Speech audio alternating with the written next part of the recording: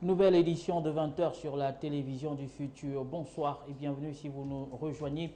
Voici le sommaire.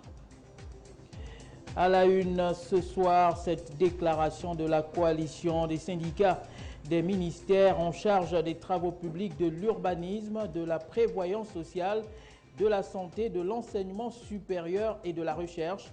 Communication liée au non-paiement de la prime d'incitation à la performance du deuxième trimestre de 2015. Vous écouterez le porte-parole ce soir.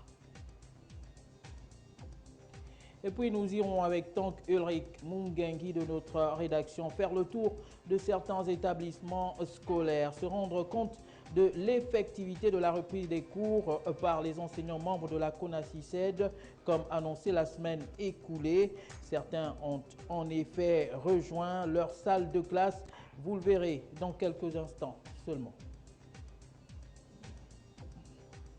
Et pour finir, la fenêtre ouverte de ce soir qui va, elle, s'intéresser à cette femme légalement mariée et qui va s'attraper une grossesse à l'extérieur. Alors, messieurs, vous qui êtes des époux, seriez-vous prêts à l'accepter dans votre maison avec cette grossesse si elle est bien entendu votre épouse? Réponse avec Juliette Bayard et ses interlocuteurs. La localité de Makoko pour amorcer cette édition de 20 h. Nous sommes là dans la province de Logoué-Ivindo. Là-bas, on parle de l'exploitation illégale et abusive du bois par l'entreprise WCTS appartenant à un ressortissant chinois. Détails, explications, Juliette Bayard. D'importantes quantités de billes de bois, essentiellement de l'azobé, saisis par les agents des eaux et forêts affectés au service du contrôle d'aménagement forestier.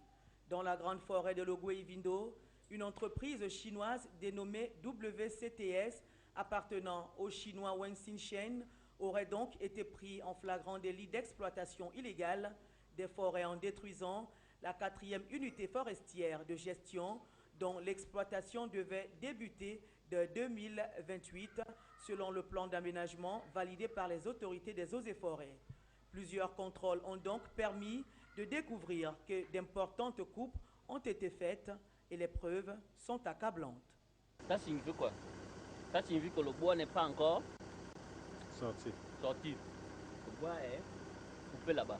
Si le bois est coupé là-bas, ça veut dire qu'il y a de l'exploitation. C'est vrai qu'on va rentrer dans cette UFG là, qui commence là. Mais l'exploitation a déjà commencé ici. Je ne sais pas.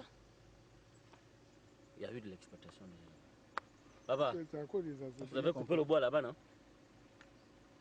Il y en a coupé azobé là-bas. Vous avez coupé le bois parce que j'ai vu, on a vu des pistes. On a même vu un piquet de sortie, debout là. Les responsables de l'entreprise chinoise pris la main dans le sac ne nieront pas les faits. Il y a eu une exploitation effectivement dans le FG4. Les surfaces surexploitées par l'entreprise chinoise devaient être exploitées entre 2028 et 2034, mais c'était sans compter avec la voracité de WCTS qui en 3 ans a exploité ce qui aurait pu l'être en 25 ans. À ce rythme, le Gabon court tout droit vers la désertification. Et parlons juste